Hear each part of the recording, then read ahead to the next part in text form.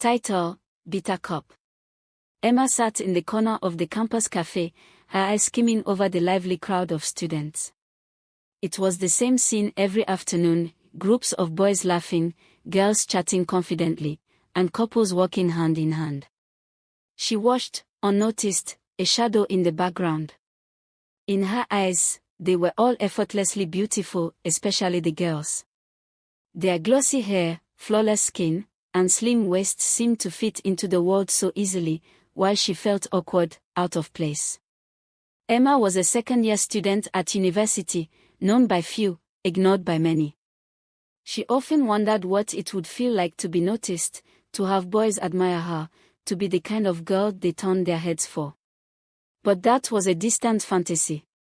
When she looked in the mirror, all she saw were flaws. Her nose seemed too large, her hips too wide, and her skin was never as clear as she wished it to be. She convinced herself that no one could possibly like her.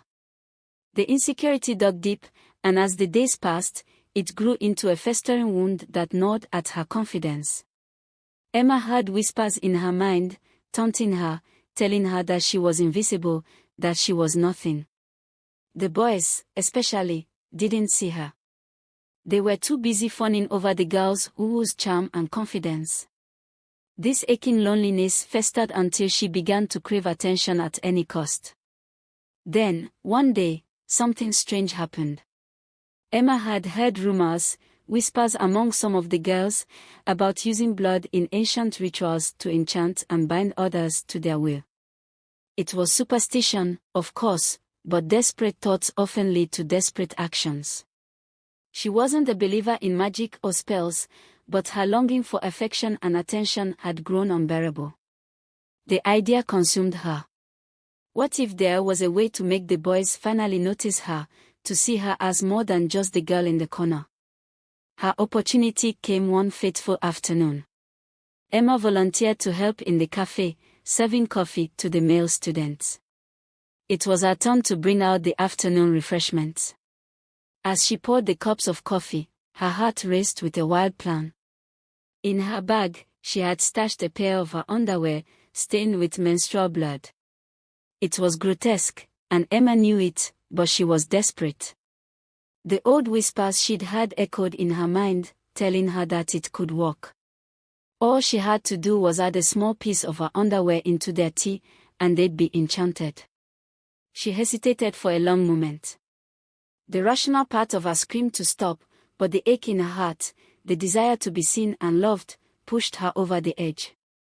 With trembling hands, she tore a small piece of fabric from her stained underwear and dropped it into the cups of coffee meant for the boys. As she carried the tray over to their table, she could hardly breathe. She set the cups down, her hands shaking, and forced a smile. They barely noticed her at first, but then something strange happened.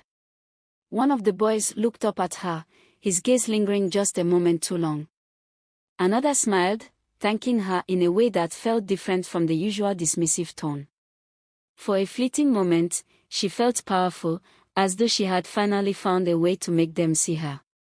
But the feeling didn't last. Hours later, whispers began to spread through the campus like wildfire. One of the boys had noticed something unusual in his coffee, and word quickly got out that there was something wrong with the afternoon drinks. Panic ensued, and Emma's world started to unravel.